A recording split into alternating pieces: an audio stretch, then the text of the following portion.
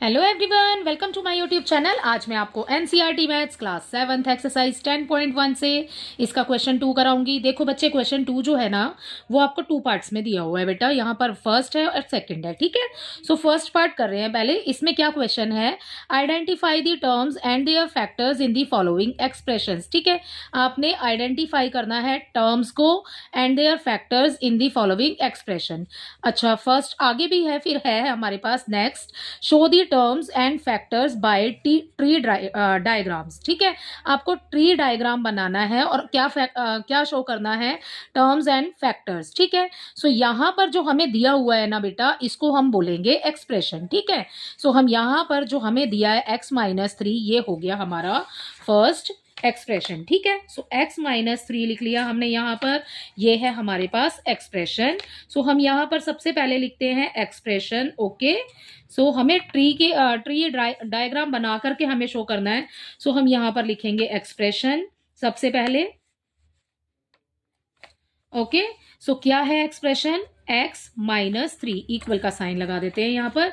ठीक है, अब आपको ये इस तरीके से बनाना है। ओके, और इसकी टर्म्स लिखनी है। तो क्या लिख रहे हैं, अब हम टर्म्स लिख रहे हैं। सो टर्म्स हो जाएंगी बेटा, ये जो आपको x दिया है ये आपकी फर्स्ट टर्म हो गई, और जो -3 दिया है ये आपकी सेकंड टर्म हो गई। ठीक है, बस इतना ही है। फिर इसके फैक्टर तो होंगे नहीं क्योंकि आगे आपको दिया नहीं है। ओके, अब दूसरा करते हैं इसमें हम, तब इसके फैक्टर्स सेकंड वाले में अब हम निकालेंगे। इसका बी देखिए, इसके बी पार्ट में बच्चे हमें दिया है 1 + x स्क्वायर। ठीक है, ये दिया है हमारे पास, पूरा एक्सप्रेशन लिखा हुआ है अब। ठीक है, सो हम यहाँ पर सबसे पहले तो एक्सप्रेशन लिखते हैं। तो मैंने पूरी स्पेलिंग नहीं लिखी है, यहाँ पर एक्सप्रेशन लिख रही हूँ। ओके, इक्वल का साइन डालेंगे, राइट, तो पूरा लिख देंगे 1 + x स्क्वायर। ठीक है, अब आपने इस तरीके से ही फैक्टर ट्री बनाना है। तो हम यहाँ पर क्या लिखेंगे, टर्म्स लिखेंगे। ओके, तो टर्म्स में बच्चे क्या क्या आ जाएगा, देखो पहले आ जाएगा 1, राइट, और फिर यहाँ पर हमारे पास सेकंड में ये जो यहाँ नीचे आ जाएगा हमारे पास ये वाला x, और यहाँ आ जाएगा लास्ट में x स्क्वायर। ठीक है, अब ये देखो ये तो 1 है। ओके, ये x है और ये है x स्क्वायर। सो x स्क्वायर इसके भी फैक्टर हो रहे हैं ना, तो अब हम इसमें लिखेंगे फैक्टर्स। ठीक है, सो फैक्टर्स कर रहे हैं, राइट। सो यहाँ पर इक्वल का साइन डाला, और इसके दो फैक्टर हो रहे हैं हमारे पास x और x इंटू x की पावर 1 है और 1 है। ठीक है, जब मल्टीप्लाई का साइन होगा पावर हो जाएगी प्लस, मतलब 2x करना है आपने, x स्क्वायर है ना, सो x स्क्वायर हो जाएगा x और x। ठीक है, सो यहाँ पर ये हो गए इसके फैक्टर। ओके, सो इसी के साथ आपका सेकंड पार्ट कंप्लीट होता है। आप अपना सी पार्ट देखिए। इसके सी पार्ट में बच्चे हमें नंबर दिया है, एक्सप्रेशन दिया है यहाँ पर y-y3। ठीक है, सो यहाँ पर इसका एक्सप्रेशन लिख रहे हैं सबसे पहले। एक्सप्रेशन इज इक्वल टू हो गया हमारा y-y3, राइट। सो अब इसको हम करेंगे, इसकी टर्म्स लिख लेते हैं। ठीक है, सो जब हम इसकी टर्म्स लिखेंगे तो टर्म्स क्या हो जाएंगी, ये हो जाएगा बेटा हमारा y, और ये आ गया हमारा सेकंड टर्म हो गई -y3। ठीक है, अब इसके फैक्टर्स करेंगे। सो यहाँ पर लिखते हैं फैक्टर्स। ओके, सो ये आ गया, इसका तो फैक्टर कुछ नहीं होगा, इसका कितना हो जाएगा, कितनी क्यूब है ना, तो 3 लाइंस बना लीजिए पहले ही। ठीक है, -y एंड -y। ठीक है, 3 बार आपने लिखना है सिंपली इसको, अगर समझेंगे तो। ठीक है, आगे देखिए, अगला है हमारे पास, इसको नेक्स्ट पेज पे करते हैं। नेक्स्ट है बच्चे हमारे पास 5xy स्क्वायर। ठीक है, तो इसका डी पार्ट कर रहे हैं, 5xy square plus 7x square y। ठीक है, सो ये है बच्चे हमारे पास में इसका नेक्स्ट पार्ट। अब इसके एक्सप्रेशन लिखते हैं। एक्सप्रेशन क्या हो जाएगा बच्चे, यही हो जाएगा पूरा जो आपको दिया हुआ है, सेम एज इट इज उतार लो। ठीक है, जैसा हमें ऊपर दिया हुआ है, राइट। सो ये उतार लिया, अब इसको हम यहाँ पर शो करेंगे। अब इसकी टर्म्स बतानी है हमें, तो टर्म्स हो जाएंगी बेटा इसकी इस तरीके से। ठीक है, सो टर्म हो गई इसकी 5xy स्क्वायर। ठीक है, सो ये हो गई इसकी पहली। ओके, अगले हम लिखते हैं सेकंड वाली, 7x square y, right. So अब इसके फैक्टर्स कर लो। फैक्टर बेटा इसके कैसे हो जाएंगे, देखो कैसे होंगे। ये लिखा हमने, पहला फैक्टर हो गया 5। ठीक है, अगला हो जाएगा x, y कितनी बार है, 2 बार है ना, तो 2 ही बार लिखेंगे यहाँ पर। ठीक है, ऐसे ही इसको भी करेंगे। ठीक है, सो ये बना लिया हमने, ये हो गया हमारा 7 फर्स्ट। ठीक है, x की पावर 2 है तो 2 बार x आ जाएगा, और ये हो जाएगा वाई। ठीक है, सो ये हो गया कंप्लीट। इसी के साथ इसका ई पार्ट देखिए, इसके ई पार्ट में भी बच्चे हमें ऐसे ही लिखना है जैसे हमने सारे में लिखा है। सो माइनस ए बी दिया हुआ है, 2b स्क्वायर दिया है, माइनस 3a स्क्वायर दिया है। ठीक है, सो ये हो गया हमारा एक्सप्रेशन। सो हम यहाँ पर इसको लिख लेंगे एक्सप्रेशन। बच्चे यहाँ पे फैक्टर भी लिखना है बच्चे आपने, factors is equal to, right. So expression बेटा ये पूरा उतार लो आप, जैसे आपको दिया है minus A B plus 2b square minus 3a square, right. So अब बेटा इसके टर्म्स लिख रहे हैं। ठीक है, तो टर्म्स लिखने के लिए 1 2 3 3 दिए ना, तो 3 ही बना लेते हैं। यहाँ पर आगे लिखते हैं टर्म्स, राइट। सो ये लिखा, ओके। अब इसका कर रहे हैं हम, ये देखिए ये आ जाएगा माइनस ए बी हमारे पास, अगला हो जाएगा 2b स्क्वायर और माइनस 3a स्क्वायर, ये वाला। ठीक है, यहाँ पर आ जाएगा।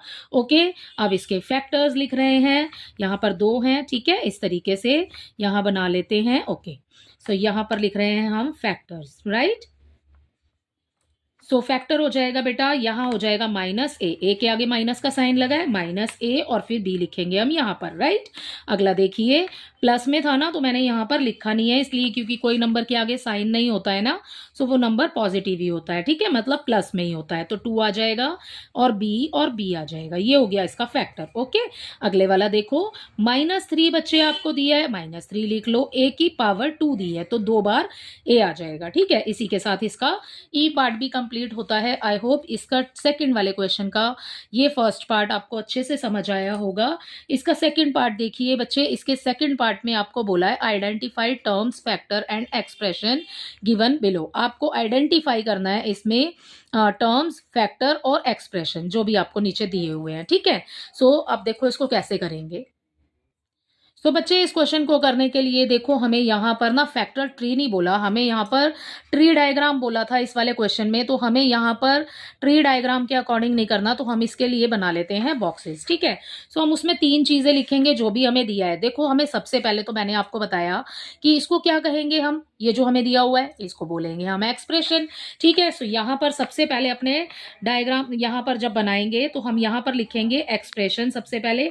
सो सबसे पहले एक्सप्रेशन ही लिख लेते हैं ऊपर, एक्सप्रेशंस। सेकंड वाले में आ जाएगा टर्म्स, राइट, और अगले वाले में आ जाएगा फैक्टर्स। ओके, सो ये आ गया आपके पास फैक्टर्स। ओके, सो यहाँ पर इस तरीके से बना लेना आप इसको।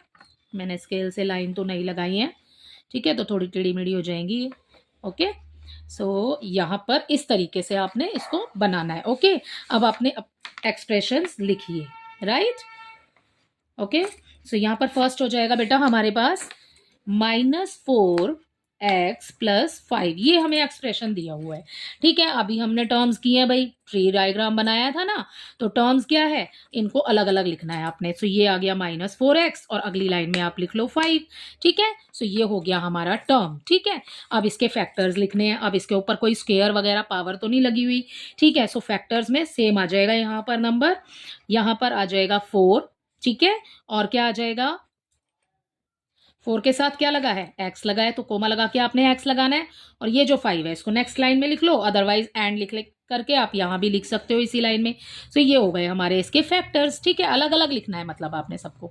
अभी हमने डायग्राम के थ्रू किया था इसको, अब हम इसको ऐसे लिख के कर रहे हैं, बस सेम ही है बाकी आपका सारा। ठीक है, अगला देखो इसका बी पार्ट। इसके बी पार्ट में बच्चे हमें नंबर दिया है, यहाँ पर एक्सप्रेशन दिए हैं, वो दिया है हमें -4x + 5y। ठीक है, सो कैसे करेंगे देखो, -4x इधर आ जाएगा, ठीक है, और 5y आ जाएगा आपका नीचे, राइट। सो ये हो गया हमारा अगला। यहाँ पर भी लाइन लगा देती हूँ ताकि आप कंफ्यूज ना हो। ओके, सो नेक्स्ट हो जाएगा फैक्टर्स में बच्चे आ जाएगा -4 और उसके बाद कोमा लगाइए, x आ गया, और ये वाला 5 है, यहाँ पर 5 लिख लेते हैं और कोमा लगा के बच्चे यहाँ पे y लिख देते हैं। ठीक है ना, सो ये कंप्लीट हो गया फैक्टर। ओके, सो हमने जो पहले जो क्वेश्चन किया है हमने उसमें भी तो ऐसे ही किया है।